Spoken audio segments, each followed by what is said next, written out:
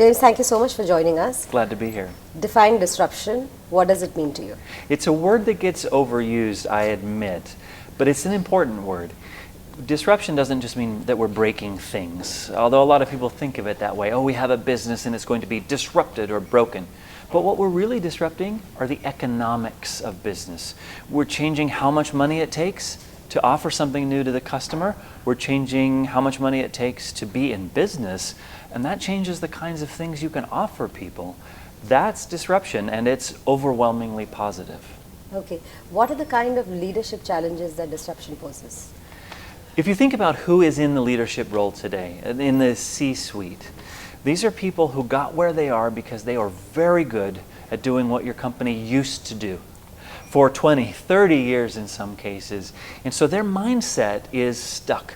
They are in a place where they think to win, you have to do what they did when they were coming up to win. They think of the customer differently. They think of their own business differently. They think of it wrong. And so for leadership, the first thing that we have to do is break their understanding of what they're supposed to do and move them away from focusing on the business to focusing on the customer. Sounds simple, and it should be, but it takes a lot of time and effort. From a jobs point of view, how will disruption change things? That's still an unknown. In that, first of all, our jobs are going to change.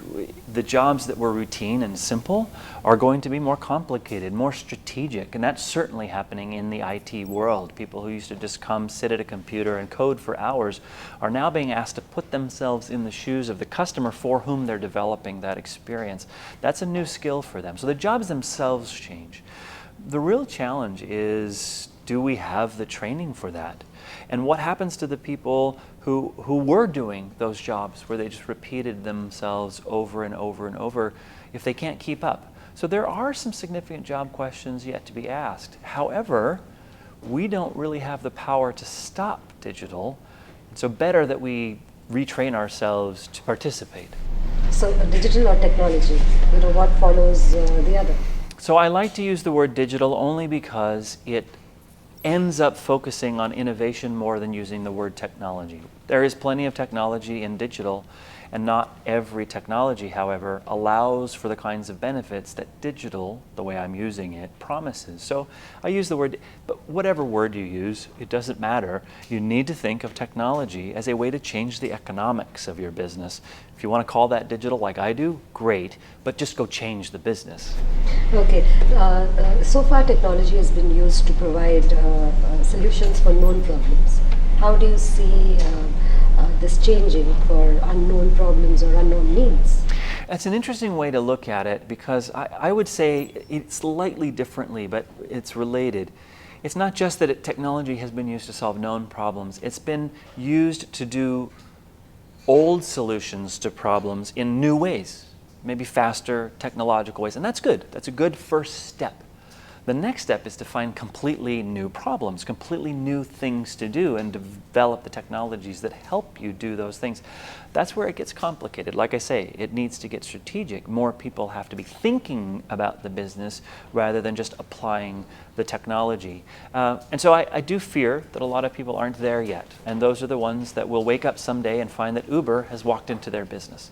How important and relevant is it to have a digital plan? Absolutely necessary. As long as you understand that digital plan is about altering the economics of your business to serve your customer more thoroughly at a lower cost, then yes, you have to have a digital plan. You may not know everything that's going to go into that digital plan, not at first. That's where leadership comes in. A leader has to be able to tell people, we know we need to go more or less in this direction. These are the principles and characteristics of our digital company. But no, we don't know exactly what it will mean 2 years from now. What do you see changing in 2016 from the consumer's point of view? The consumer is going to get a whole lot more attention. More and more companies are going to be trying to put sensors in their lives, their digital home, their digital car, their digital, here I am using the word digital again.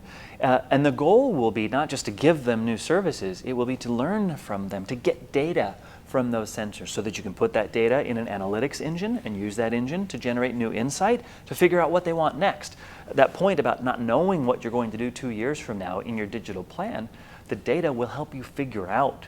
And so from a consumer perspective, don't be surprised if everyone is trying to put a new sensor in your home, in your body, not just on your body over time, maybe not in 2016, because that's where the power is going to come from. It's coming from the data that those sensors create. Okay, James, thank you so much for joining us. So glad to be with you. Thank you.